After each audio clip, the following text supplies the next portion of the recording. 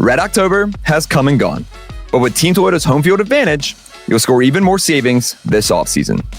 Choose from our winning lineup of new Toyotas like Corollas, Camrys, RAV4s, and Highlanders, all in stock for immediate delivery. Or ship over 200 certified used Toyotas with MVP pricing to deliver quality and value. And when it comes to service and collision repair, our team gets you back in the game fast.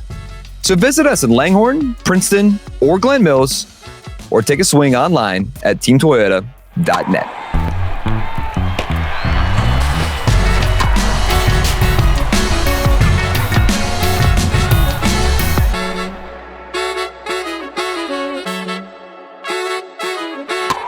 Howdy, welcome in. This is Phillies Talk presented by Team Toyota. That's Sean Kane. I'm Spencer McKercher. We didn't expect to be doing this after we just recorded a pod on Tuesday, but the Phillies, of course, we said anytime that they make some news, we will be here to cover it all. I was actually off yesterday, so that's why this was a day later. And the Phillies actually haven't made it official yet either, but they are bringing in reliever Brad Keller on a 2-year, $22 million deal, $11 million a year, to come in and kind of hopefully be that eighth inning man, Sean Kane, for the Phillies and kind of set up Duran. Yeah, to be a high leverage right-handed reliever. I like the move, and obviously they like him. It's a multi-year deal that they don't give out to relievers very often. In fact, it's the last free agent multi-year contract they've given to a reliever since the original deal they gave Strahm a handful of years ago. So yeah, they like him, and for good reason. Like I know you're going to get into maybe some concerns. I'm pretty high on the move. He was really good last year for the Cubs, like really good. Earlier in his career, he had some struggles. So if you look at his career numbers, they're not that great. But he was more of a starter. He was more of a starter earlier in his career, and then he was kind of bouncing back and forth. And last year was really kind of that first time that he committed to a role in the bullpen, used exclusively as a reliever. And he was awesome, like a 2.07 ERA in 68 appearances for a good Cubs team that played in a lot of big games. And his velocity really shot up in that relief role. And he doesn't really walk a lot of guys. The strikeout to walk is good. So I think there's a lot to like, and I think they needed another right-handed arm. And now if you look at least right now, there are three right-handers, obviously Duran. Now they have Keller as well to go along with Kerkering, who, again, I expect to bounce back. And then there are three lefties right now, are Alvarado, Strahm, and Banks, and there's a lot of trade wins around Strahm right now. But that's a good six-man core to your pen if that stays intact. We'll see in the coming weeks and months. But I like it, man. I think they needed help in that bullpen, and I think he's a good option, as you said, to kind of get them to Duran in the ninth inning. I think you're going to see Keller a lot in the eighth inning, and as the matchups dictate later in the game. But good move, in my opinion.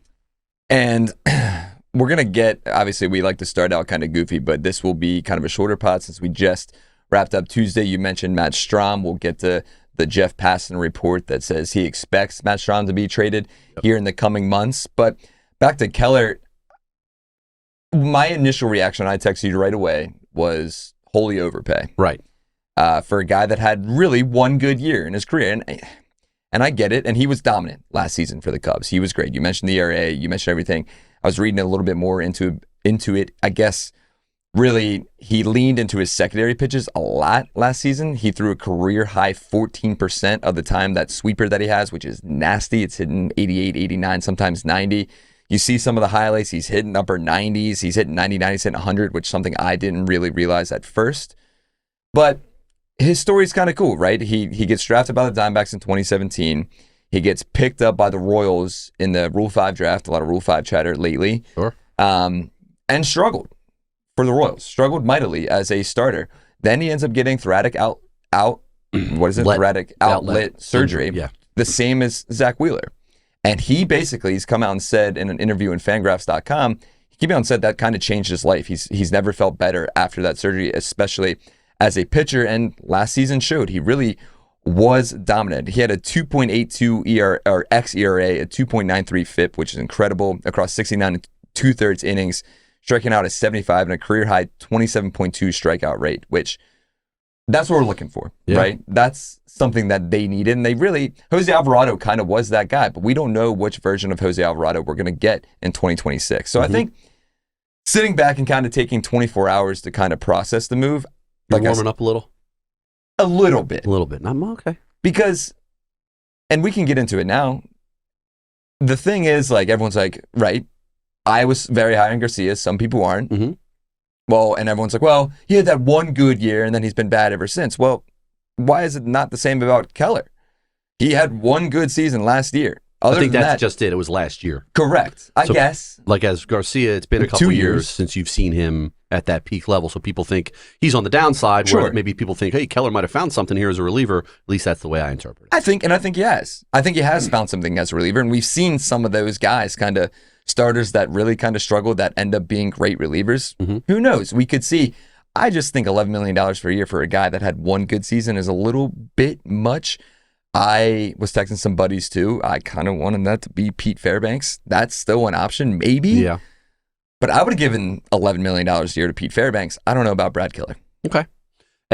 You touched on it a little bit. Like I don't think as a bullpen last year, they didn't have nearly enough swing and miss back there. So they need a guy, which Keller was last year, who's going to have some swing and miss, who's not going to rely on, creating contact and a guy that can come in and overpower you in those late innings. So, I think him and Duran obviously has that as well. So, and Alvarado, who knows if you can count on him, but if he's healthy and available, he's a swing and miss guy. So they got a little bit more of that. Kerkering at one point had some of that. He kind of, struggled as the regular season went on a little bit, but swing and miss is big, obviously, in the bullpen, especially in the late innings, and this guy had a lot of it last year. He did. And I guess just looking back, too, so he got the thoracic outlet surgery after the 2023 season. He debuted in late April of 2024. So also do that math with Zach. Mm-hmm. I don't know if you want to compare the two. They're obviously pretty different people, but same surgery to a point.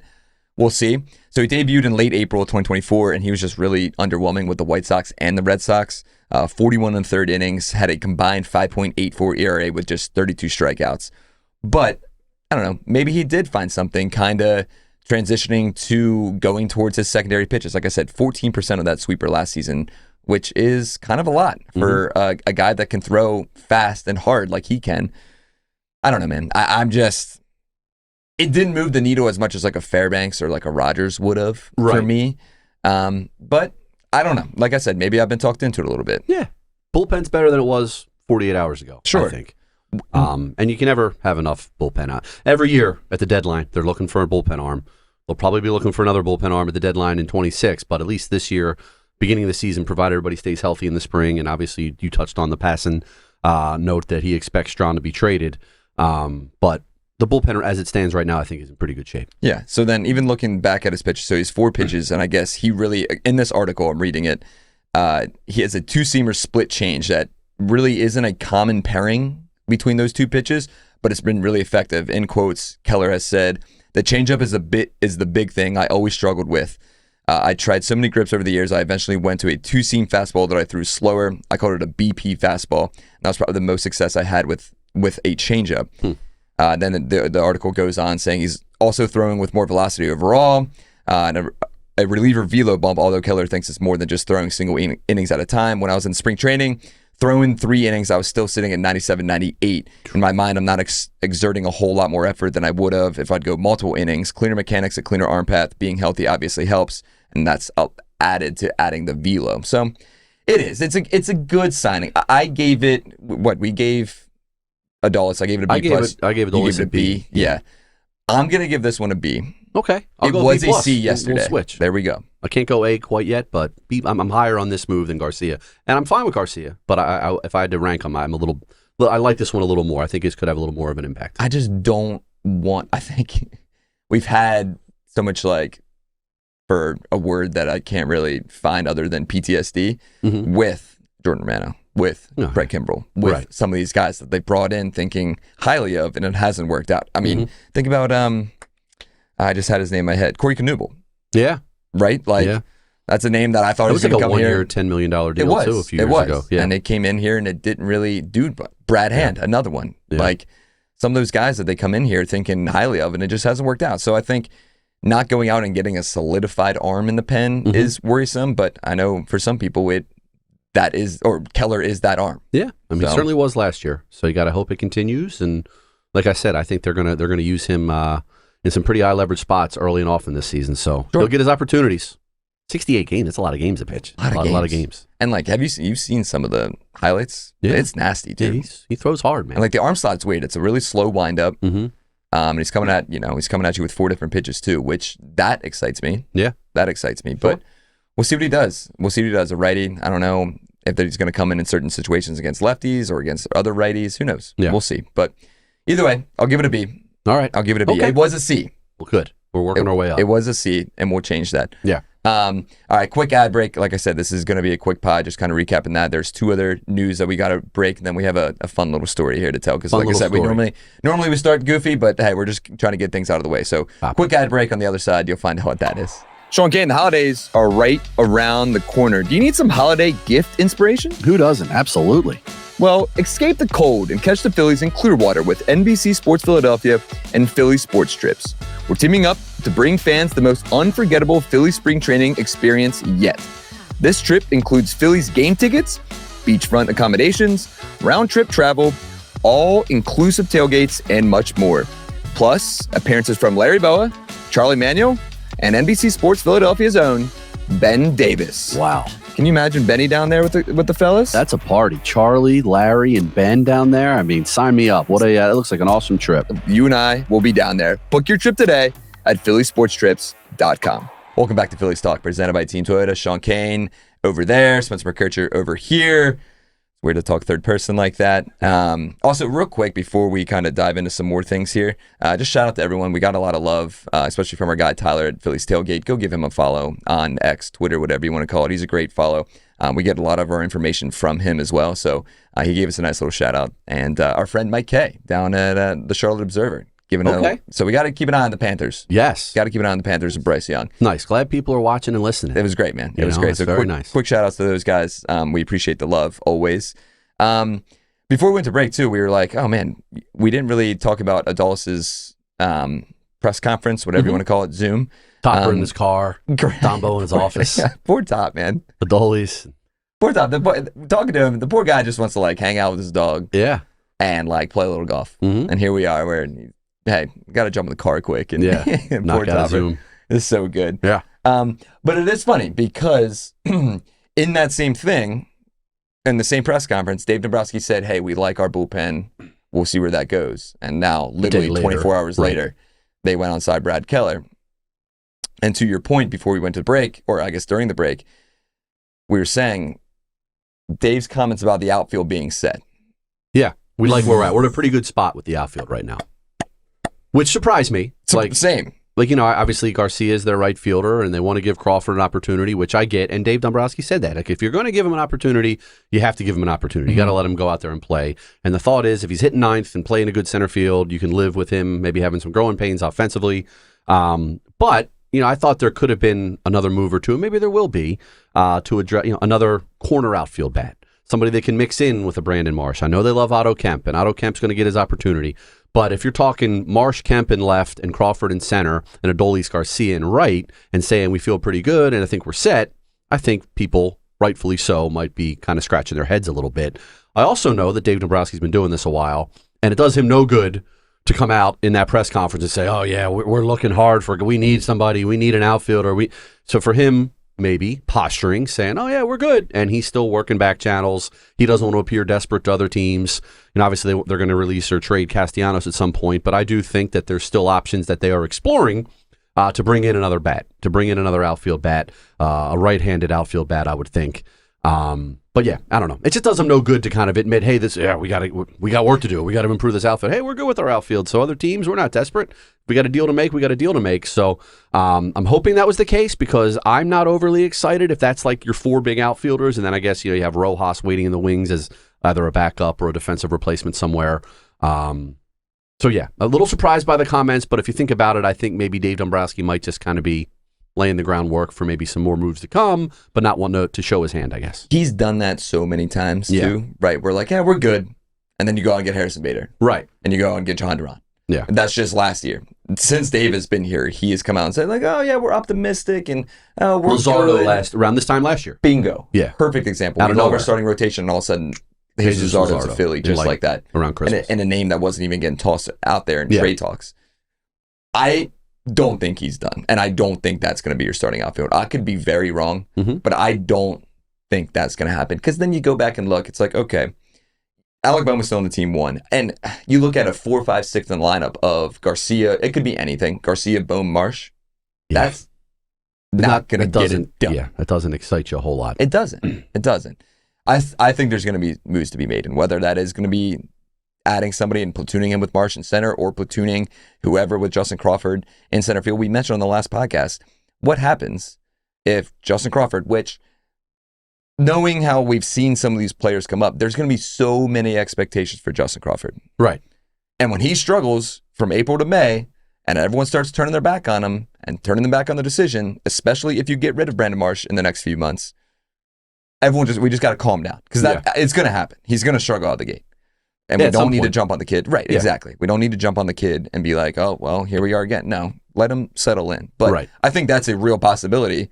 If he struggles even throughout the year, you're kind of limited with Marsh, him, and Garcia. Yeah. And then you have Weston Wilson and Otto Kemp and who knows whoever else. Maybe Brian De La Cruz makes an impact off the bench. He talks about Rincones all the time, too, as another guy in the mix. I don't think that's just, I don't think that's your you starting. need depth. You can't just go into it, I think, with. And I like Otto Kemp, and I think there's a place on the 26-man roster for Otto Kemp. 10,000%.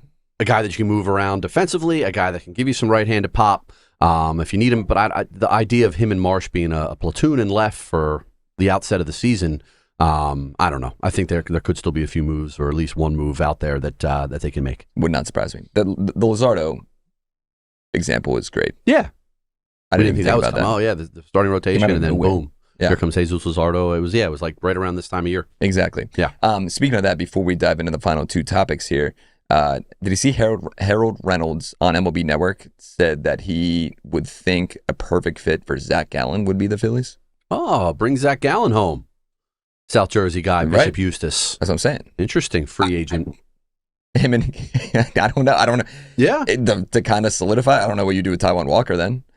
Yeah, I mean, it's Taijuan. I don't know how much money you have to give to Zac Gallen, but it's interesting. Yeah, and Gallen's obviously coming off not a great year in his walk year last year, but he's been a guy, as we all know, that has been pretty consistent, and he takes the ball every 5 days. He stays healthy, and at his best, he is one of the best pitchers in the National League. So, interesting. Yeah, no, you can never have enough starting pitching. We certainly saw that last year, and with the question mark around Wheeler, and as you mentioned, Taijuan Walker, and Andrew Painter, you like to think comes up and is a part of this rotation, but I guess you can't bank on that. Yeah, Zac Gallen, interesting. Okay. Would that would piss off Phillies fans, I think. Bringing in Zac Gallen? I think. Just because, we talked about, hell, I talked about bringing in Sandy Alcantara. Yeah. And everyone's like, they don't need starting pitcher. Why would they do that? Oh, yeah. Okay. Jeez. And I think people here want to see Painter. Like, let's get on with it. Sure. And if they bring in Gallen, maybe does that mean Painter starts in AAA again? And I think it's time for Painter to sink or swim. I think the Phillies feel that way. But yeah, no, I don't know. Like, I would never rule out them bringing in another starting pitcher. Yeah, I wouldn't either. Yeah. I wouldn't either. It'd be fun. It'd be exciting. Yeah. Like you said, him coming back home would be great. All right, just real quick, the Strahm. Jeff Passan says that he expects, the Phillies are expected to move on from Strahm, which is surprising to me, but hearing that, and the best part, though, it's Passan's kind of just like, here's what I'm hearing, basically a week after the winter meetings, kind of going through everything, and then all of a sudden, it's the very last sentence of the article. Yeah. Because he's basically saying there's not too many lefty relievers out there in the market that kind of move the needle. Right. But Matt Strahm is a name that's been brought up a lot. Interesting, yeah. Well, if they end up moving Strahm, maybe you could package Bohm with Strahm, but what would the return look like, in your opinion, trading Matt Strahm? It would have to be, I would think, for a significant return. As you just said, he's one of the premier, if he is quote unquote available, left-handed relievers out there. And he's been good for the Phillies, man. Like, he's been good. Like, if you obviously remember when he first came on board, they were using him as a starter a little bit, and he was excellent. All-Star 2024. Not quite as good last year, but solid. Generally pretty solid. The velocity seemed like it was a little down throughout the year, and we talked about, not a whole lot of swing and miss from some of the guys in the bullpen, and he was one of them at times. But, a guy you can count on, and interesting, what's he making? $7.5 million next year, so that's one way to clear up some salary if you want to bring in somebody in the outfield or bring in a starting pitcher. But then all of a sudden you're down a left-handed reliever, so, where do you go there? Your lefties in the bullpen are Alvarado and Banks at that point, so I know they got some young guys in the organization they like, but Strahm's a guy that they've counted on, and there seems to be a lot of smoke there for sure. There's a lot of smoke. So I wouldn't be shocked, and it'll be interesting to see what they move him for and then how they replace him. It's interesting if they go like the prospect route, or do you think they would go like major league ready guys for a guy like Matt Strahm? I don't know, because I think the Mariners are the ones that sound like they are the ones that really want Strahm. Right. I mean, heck, you package Bohm in there and Julio Rodriguez, come on by. No, I'm just kidding. There you go. Get Cal Raleigh in there too. Why not? That solves the catcher problem. Exactly. I don't know. I don't know what it would look like. I'm assuming it'd be maybe a prospect or two, and then mixed in a major league ready player. Yeah.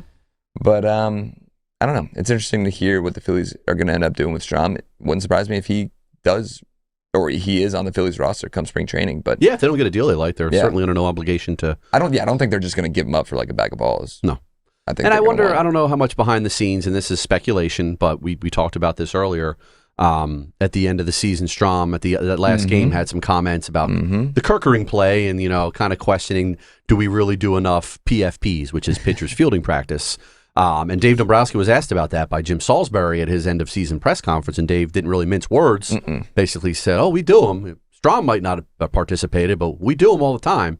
So maybe those comments could have been a straw that broke the camel's back. I don't know. Like, Strahm to me seems like he's always been well respected in the clubhouse 100%. and very popular with his teammates and never really causing any issues. So who knows? It just seems kind of strange that they seem intent on moving him, and I wonder if that had anything to do with it, or who knows? Maybe it had nothing to do with it at all. Yeah, I mean, if you can just keep the lefty relievers on this team, I'd be really happy, especially Matt Strahm. Now, getting to know Matt, great dude. We've seen him interact on social media and stuff, but he's very outspoken. Yeah. Like, he is very outspoken. He's told me things that, like, I have my little camera there, and he's like, "Are you recording?" I'm like, "No." And then he'll go on and kind of speak his mind about certain topics around baseball. Not necessarily about the team, just around Major League Baseball. But, yeah, he's very outspoken. So I don't know if that is anything to do with it. I mean, him and Jeff Hoffman were close buddies. Losing Jeff, I don't know, didn't sit well with him. But throwing partners. They were throwing partners. Yeah. They were throwing partners. All right, moving on to the last topic. Just real quick. Small signing late last night for the Phillies. They signed Levi Stout, a right-handed pitcher, to a minor league deal. Really cool, though, for Levi. So I've actually gotten to know Levi over the last few years. Someone very close to him actually lived right below me in our building up on, I'm not going to say where he used to live. Address out. Whatever it was, yeah, right. Exactly. Somewhere on 19th Street. There you go. In Philadelphia. But yeah, someone really close to him. Lived right below us. So we hung out a bunch. He was a great dude. So a really cool opportunity for a kid. Went to Lehigh, was a really good pitcher there. Third round pick, 97th overall in 2019. He was one of the Mariners' top pitching prospects. And they actually sent Levi to Cincinnati for Luis Castillo. He was in that deal with Nabeli Marte, Edwin Arroyo, Levi, and there's somebody else. There's another right-handed pitcher in there. But then he kind of journeyman. He debuted in Cincinnati. The poor guy kind of got lit up in his first game against the Rays, but has been kind of settling in and became a reliever, and then kind of just been bounced around. The Orioles signed him last year, and then they ended up releasing him in August. But it's funny, I've been saying it all day. My source. Yeah, it feels good. You were working the phones. Feels good, dude. Feels good. Pacing around breaking news. So I was texting my source there, and they were saying that Levi actually, as soon as he was released by the Orioles in August, he kind of contemplated what he wants to do, next steps of a minor league pitcher. That kind of happens when you don't really get to the top level like that, and you kind of think, is this what I want to continue to do? Right. So he had those thoughts, but then he ended up getting with a pitching coach down in Florida who is a well-respected pitching coach and has worked on a bunch of things. He ended up throwing a bullpen on Tuesday in front of the Dodgers and the Phillies scouts. And supposedly the Phillies loved what they saw and offered him a contract immediately after the bullpen, and that was signed. So really cool. He'll be in minor league camp. Does not have an invite to big league camp, but it'll be cool to see a familiar face. And it's a name. Hey, Phillies fans, if you want to get to know him a little bit, he's a great dude and a really good pitcher. So excited for Levi. A little bit of a pedigree, third round pick, a top prospect, and sometimes it takes a little while for guys. You mentioned Jeff Hoffman a few minutes ago. Bingo. First round pick took a little while for him, then all of a sudden it clicked, and now he's one of the best relievers in baseball. So just because a guy doesn't have immediate success, especially as a pitcher, I think it's patience could be key there, and hopefully it works out for him. I know you'll have the in. We have the in on any news related to roster moves as it relates. So that's good. Yeah, he appeared in 21 games last season in between two teams.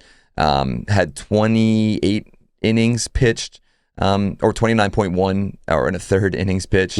had a pretty good year. So we'll see what he can end up doing. But it's just a cool little story, and I'm really happy for Levi and his family.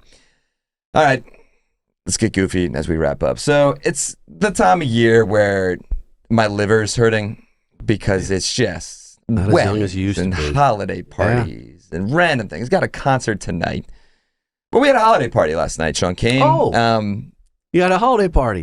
We did. A company holiday party? Or? It was. Okay, good. It was. Not like we did have a big company holiday party over the weekend. We did. But there was another party. There was. Last night. And I was told that it was like, just NBC Sports Philadelphia. Because it was, with the triathlete, the big Christmas party was with the triathlete with NBC 10 and Telemundo. So I get there and not a lot of faces there. Faces that I wanted to see at our holiday party. Right. Including you. Pretty well, right. And it ends up being, it's a digital only holiday party, which is great. Like you mentioned, we had the big holiday party last weekend, but the digital team, yourself included, has done this the last few years. I used to be invited. I was invited a couple years back, as an honorary member. And, obviously, I guess I'm painted with the brush of a TV guy. Which is, as a producer of the pre- and post-game shows and various other programs is fair. But I like to think, I contribute enough to the digital side of this operation where maybe, hey, Sean, I don't know what you're doing later, but we're going to get together. But that's okay. No, maybe next year. But I'm glad you guys had fun. If anyone needed an invite, right, it was you. Podcasts, some written content for the club this past season over in the press box. It was heartbreaking. But no, TV guys need not apply, apparently. I'm not a digital guy yet. And you, linear folks, can have your own little party. And maybe we will. You won't know about it, I'll tell you that, until it's over. Unbelievable. I walked in and I was shook. I was like, hey, man, where is everybody? And listen, next year I'll take full responsibility of the party and we'll make sure. We'll make sure it's a good time. Well, I will say, I'm glad you guys had fun, and I did work late last night, so it would have been tough for me to make. I would have liked to maybe stop over and see some of my digital friends, but alas, I didn't get the invitation. But the digital friend, I love the digital crew. You do, not just you. I know. We can name all the digital crew from top to bottom. Just a lot of cool people who I wouldn't have mind, spread a little holiday cheer with last night. But I guess it wasn't meant to be. Not as cool as I thought I was. And here's the thing, it got around the office and it was just, I was like the only one here today. So I was just a spokesperson for this. You were under fire. Here we are. Yeah, but it's okay. Next year, I'll take charge. I'm like the guy now that people actively avoid telling about parties. I've gotten to that point in my life. You did stop. You're not there yet. All right. Digital crew. Unbelievable. Did get a new car though. I did get a new car. I could have driven my new car over to the digital party. I would have been on top of the world last night. Oh man. But no, digital crew, great crew, and you guys do work hard, and I'm glad you had fun, and I look forward to perhaps being invited next year. Next year, you'll be there. Yeah. I mean, heck, we can just do one in like January. There we go. That's normally what happens. Yep. Okay. Go get some beer sometime. And Wild Card Saturday's right around the corner. There you go. We'll do that. Get Rick Metallico in the mix. Yeah, we do. We do need Ricky back. Yeah. All right, if you're still listening, yes. We appreciate you. We're going to wrap up because we said we're going to go short, and here we are again. Thanks for listening. Again, if there's any news, we'll be here to cover it all. We appreciate all the kind words. Seriously, it means a lot to both of us. I hope you guys are having as much fun as we are. It's been a blast doing these the last few months, and we got a lot more to do. And so do the Phillies. So once they do kind of keep things moving, we'll be here to cover it all. So thanks for listening. Have a great weekend, everybody. I know it's the holiday season, so stay safe and save those wallets and enjoy your time with some family and friends. So thanks for listening to the Phillies Talk podcast presented by Team Toyota. That's Sean Kane. I'm Spencer McKercher. We'll catch you guys next time.